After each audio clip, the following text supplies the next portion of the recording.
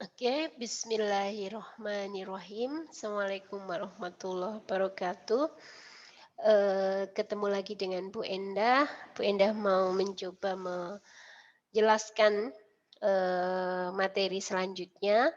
Kalau materi yang lalu kita sudah belajar dengan eh, versi UML ya, dari use case, kemudian ada diagram aktivitas.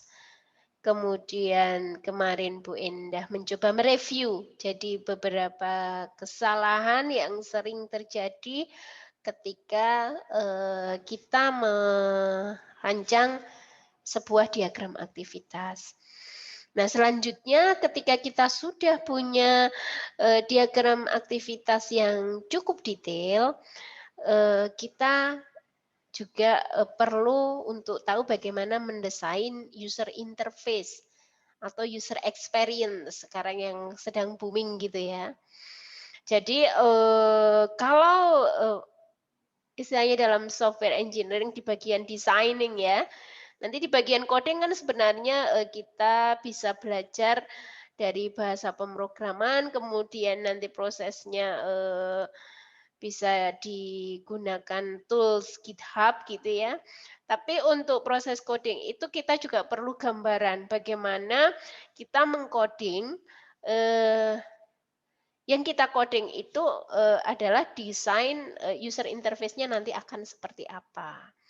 Meskipun dari dalam desain user interface atau user experience UI, UX-nya itu di dalamnya memang membutuhkan satu kemampuan, coding atau programming yang tentu saja harus kita pelajari. Tapi, dalam mata kuliah ini kita tidak belajar coding-nya, tapi kita mau belajar bagaimana step by step, eee, sampai kita mendapatkan sebuah software, desain dokumennya. Jadi, bagaimana desain user interface-nya. Baik, di dalam desain UI UX, user interface user experience, itu nanti kita akan mengenal adanya istilah wireframe atau wireframing gitu ya.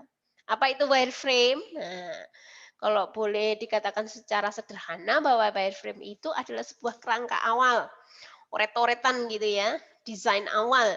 Dari apa? Dari sebuah halaman website atau antarmuka sebuah aplikasi yang didesain, software yang didesain.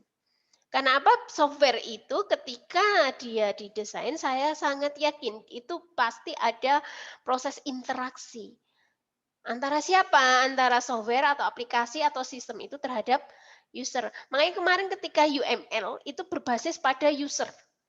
Mulai dari use case gitu ya, diagram activity, kemudian kemarin sebelumnya ada analisis kebutuhan, itu memang kita belajar dari UML, kita belajar dari fokus on user, fokus on aktornya. Maka di sini kita perlu bagaimana membuat sebuah kerangka awal dari halaman website atau antarmuka, sebuah aplikasi atau sebuah software. Baik, wireframe sendiri merupakan tahapan penting dari sebuah desain produk. Jelas ya, ketika kita mau membuat produk, kita mau coding hajar langsung, kita nggak tahu apa sih nanti yang saya buat. Nah, baru ketika coding baru terbayang, oh nanti lamannya warnanya orange, warnanya biru, misalnya. Oh, letak buttonnya di sini.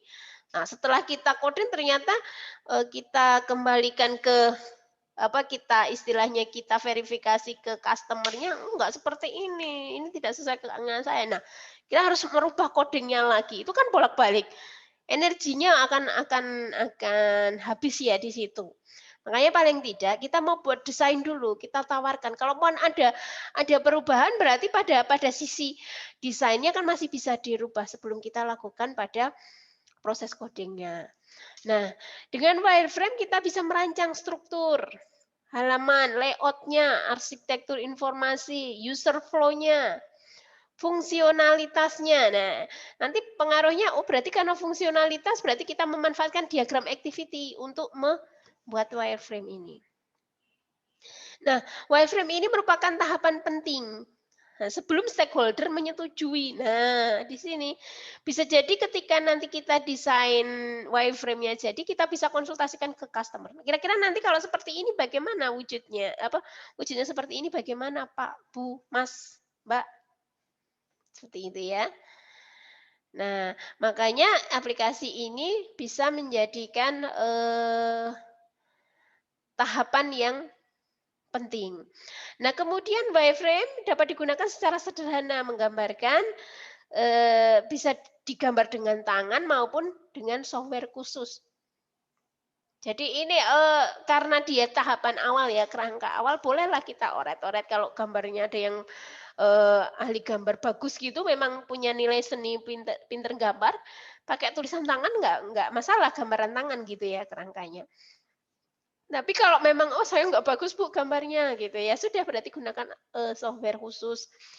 Yang seperti apa? Banyak ya software online yang menawarkan bagaimana membuat wireframe, membuat mockup, seperti itu, akan banyak. Baik, apa keuntungan wireframe? Yaitu memastikan konsep fokus pada user, jelas ya, karena kalau kita melihatnya harus pada, user, interface-nya. Kita harus tahu bahwa user itu nyaman memakai aplikasi kita. User itu nyaman berinteraksi dalam aplikasi kita, dalam website kita, seperti itu. Kemudian juga memperjelas fiturnya, kemudian cepat dan mudah. Jadi nanti kalau, bahwa pada tahapan, desain, user interface ini selesai, maka, istilahnya software atau aplikasi yang kita desain itu sebenarnya sudah terlihat. User interface-nya sudah ada, detail aplikasinya detail, aktivitasnya ada di diagram aktivitas. Kalaupun kita coding tinggal cocokkan, "Oh saya buat halaman, berandanya. Oh di halaman beranda itu ternyata ada, header-nya ini, footer-nya ini," gitu ya, sidebar-nya ini, kontennya ini, itu sebenarnya sudah jelas. Kalau kita mau coding, hajar coding ya melulu itu saja, itu artinya sudah oke gitu. Akan tidak banyak energi jika nanti, ada perubahan yang, tidak diinginkan oleh customer. Karena kita memang konsepnya fokus on user ya. Baik, elemen wireframe itu apa saja? Ada desain informasinya, yaitu elemen desain informasi bisa input, thumbnail, link, paragraf, gambar, dan lain-lain. Itu desainnya. Kemudian ada navigasi. Nah, navigasi yang baik tidak hanya menciptakan kenyamanan bagi pengguna, tapi tampak profesional, rapi, gitu ya. Dan tentu saja ini, ada lagi desain interface, yaitu proses seleksi penempatan elemen. Misal tombolnya diletakkan di mana, linknya diletakkan di mana, judul, text alignment, font, dan lain-lain. Dari ketiganya ini, elemen wireframe ini tentu saja tidak boleh lepas dari konsep bagaimana kita, merancang user interface. Jadi kalau kemarin di, mata kuliah, eee, belum ya, nanti ada mata kuliah, interaksi manusia komputernya, itu akan bagaimana membuat sebuah user interface yang bagus, yang engage, yang profesional, seperti itu. Jadi kita harus harus tahu kaidah-kaidah itu juga. Jadi misalnya seperti ini, kenapa tombol, close itu dibuat merah gitu, di pojok paling kanan atas gitu. Kenapa tidak ditaruh di tengah? Kenapa tidak diberi warna hijau? Nah itu sebenarnya kan, dia memiliki, tujuan tertentu terkait dengan, kaidah-kaidah user interface. Kemudian, kalau, kita mau, membedakan antara menambah, mengedit, dan mendelete, seperti itu. Itu, akan, apa, akan me apa, me membedakan gitu ya. Berdasarkan apa? Ya tentu saja berdasarkan kaidah, teorinya, bagaimana user interface atau interaksi manusia komputer gitu ya. Demikian. Nah, tipe wireframe itu ada apa? Ada yang low fidelity, ada yang mid fidelity, ada yang high fidelity. Yang low fidelity itu seperti ini tulisan tangan gitu ya.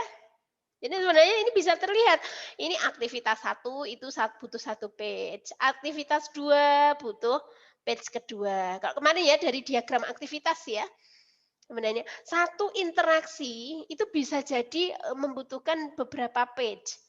Makanya di sini di desain user interface wireframe-nya harus dibuat seperti ini. Oh, ini laman login dulu. Laman login itu seperti apa sih aktivitasnya? Misalnya, oh sistem menampilkan laman login gitu. Di situ kemudian si user memasukkan username dan password. Nah, berarti dari situ kita harus memasukkan, oh berarti kita harus ada eh, text box untuk username dan password, gitu kan? Oh perlu tambahin label karena kita harus tahu ini yang username, ini yang password. Oh perlu ada informasi itu laman login misalnya. Oh kasih foto atau gambar apa misalnya. Kemudian ada tombol submit. Nah, karena apa di aktivitasnya user memasukkan username, password dan klik tombol submit. Oh, berarti kita butuh eee di sini adalah text box untuk username, password, sama tombol submit. Seperti itu. Itu kurang lebih seperti itu. Itu satu diagram aktivitas yang diterjemahkan ke dalam user interface. Baik, ini ya terus yang interaksi-interaksi ataupun aktivitas-aktivitas selanjutnya gitu ya. Seperti itu. Itu low fidelity. Bagaimana dengan mid fidelity? Nah, ini sudah menggunakan software ya, biasanya sudah menggunakan software. Software itu boleh apapun, Bu Enda tidak apa ya, membatasi dengan software A, B, C gitu ya. Silahkan kalian bisa searching tentang software untuk wireframe gitu atau mockup. Nah, seperti itu. Nah, di sini. Nah, ini, sudah berbentuk, user interface-nya lebih lebih mengerucut ya, kebetulan di sini memang aplikasinya untuk, smartphone gitu ya, maka dibuat kecil seperti ini, nanti akan menjadi seperti ini, tapi masih berwujud hitam putih gitu ya, seolah-olah jadi memang benar-benar kerangka, tapi sudah tidak tulisan tangan, tapi sudah, sesuai dengan user interface-nya. Tapi kalau high fidelity itu sudah lebih bagus lagi. Jadi kalau ini, masih hitam putih gini, ini sudah ada warnanya, oh yang mengikuti ini. Biasanya kalau high fidelity bisa kita kita, gunakan ada yang Corel, Adobe XD dan sebagainya. Itu sudah artinya sudah secara warna juga sudah bagus. Terus mana yang lebih bagus silahkan, yang penting apa? Yang penting bahwa desain user interface itu ada. Nah, seperti itu. Nah, sekarang kita harus tahu apa bedanya wireframe, mockup, dan prototype. Karena nanti ketiga-tiganya ini adalah desain user UI UX gitu ya. Tapi apa yang membedakan? Yang membedakan adalah ketika wireframe, nah seperti ini. Wireframe itu desain kerangka UI UX-nya gitu ya, akan terlihat digambarkan seperti ini. Nah, ini kebetulan, dicontohkan, Bu ambil dari internet ya, ini menggunakan, aplikasi Balsamiq. Ya, salah satu aplikasi yang bisa digunakan berarti Balsamiq. Bu tidak promo ya, ini bukan endorse, tapi artinya, salah satu saja itu bisa digunakan. Itu wireframe. Bagaimana jika mockup? Nah, mockup itu seperti ini. Kalau saya bilang mockup tadi adalah wireframe dengan high fidelity. Jadi ini sudah pakai, apa, Photoshop ya, jadi mockup-nya. Jadi mockup itu adalah wireframe dengan high fidelity. Seperti itu. Nah, kemudian bagaimana jika prototype? Nah, sedikit beda dari wireframe dan mockup. Jadi wireframe dan mockup itu sebenarnya bedanya cuma warna, user interface-nya yang lebih menarik adalah mockup gitu ya. Nah, bagaimana dengan prototype? Kalau prototype itu sudah ada bagaimana kita coba kalau kita klik ini akan muncul ini, kalau kita klik ini muncul ini. Jadi sudah ada interaktif awalnya di situ. Jadi kita, bisa menggunakan itu, ada interaktif awalnya, itu sudah menunjukkan, prototipe-nya. Itu biasanya menggunakan, pada aplikasi tertentu, terkait dengan, eee, misalnya contohnya adalah Adobe, misalnya seperti itu. Jadi seperti itu. Nah, itu contoh, eee, membedakan antara wireframe, mockup, kemudian, prototipe-nya. Nah, saya kira itu yang Bu Endah sampaikan, untuk bagaimana mendesain user interface maupun user experience.